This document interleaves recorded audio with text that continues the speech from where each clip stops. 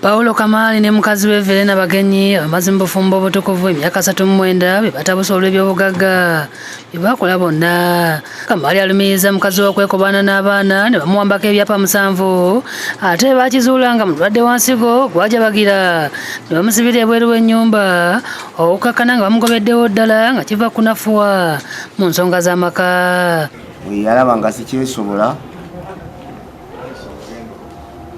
omukyala n'aneefuulira n'atuuka n'okungoba mu maka gange. Kamali ayongerako nti omukazi olwatandika okumutunuulira ekyamuli ng'esalambwa ery'ensenke kwe kufunayo omukyala yagumira obulwadde bwe n'okumujjanjaba. Alumiriza omu ku baana b'okumulumba n'ennyonda mu Batule kyokka omwana bwe yamanya ensobi ye yawandiika ebbaluwa eyeetonda era agitulaze. Obukakafu buubuno mu bulabe ensonga polisi ennateete ezimanyi. Alumiriza mukyala mukulu ogoba abaana babajja bawaka ate nga yali tannamuviira bonna bonna ye yali abalera. Abaana bonna yabagoba awaka okuleka ababe bokka abana. Agamba mu kiseera kino obulwadde bususse okumubala embiriizi nga yeetaaga ensimbi okugenda ebweru okujjanjabibwa kyokka ng'ensimbi alina kuzifuna ng'atunze ku ttaka ate omukyala n'abaana ebyapa babiwamba ate nga kwe yandyewoledde ensimbi. Omutima gwa lefuti mulwadde, ndi ku dialysis, njagala kulaba doona,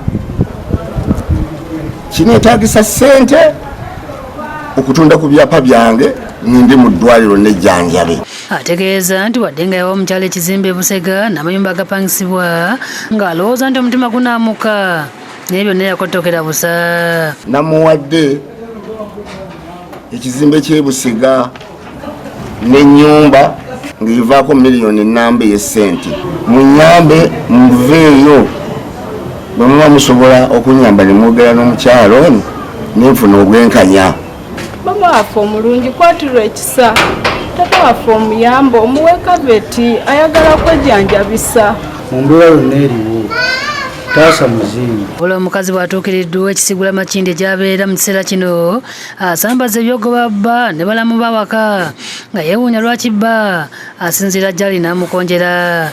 Ogamba nakugobe waka sikugobangako era tukoze ebintu ffenna naye wamala wewekka ne wegobawo ng'omaze okukomyawo abakazi bali bagenda emyaka n'emyaka. Agamba nti egy'okulemera ebyapa yamala kulaba nga boono atandise okusala ekkerejje ery'okumuleka mu bbanga. Ezo ssente zonna ze waakatunda obwo buwumbo buweramu 3 n'okusoba bwalagawa buli w'otunda ogamba oyagala kwejjanjaba era ebintu kumpi bimu obimazeewo ng'ogamba oyagala kwejjanjaba tiwali we wali ogenze ogamba oli mulwadde ekituufu oli mulwadde nange ndi mulwadde wa sayinaasi. Oze ebyobugagga ebyapa by'ogamba nabikuwa ebyapa 7 wabitwala ebyapa byendina mbirina bye twagula ffembi sirina we natadde kavyeti awalala okujjako wano mu maka wano wendi ombonyabonyeza ekimala ne weerabira gye twava mu mbeera yonna gye twayebaka ku bikapeti. Mu kiseera kino ebyapa byasiddwako envumbo oluvannyuma lw'omwami okusala poloti mu kifo awali amaka gaabwe ng'olujja luli mu poloti ndala n'ennyumba weeri eri mu poloti ndala ng'omukyala bw'annyonnyola.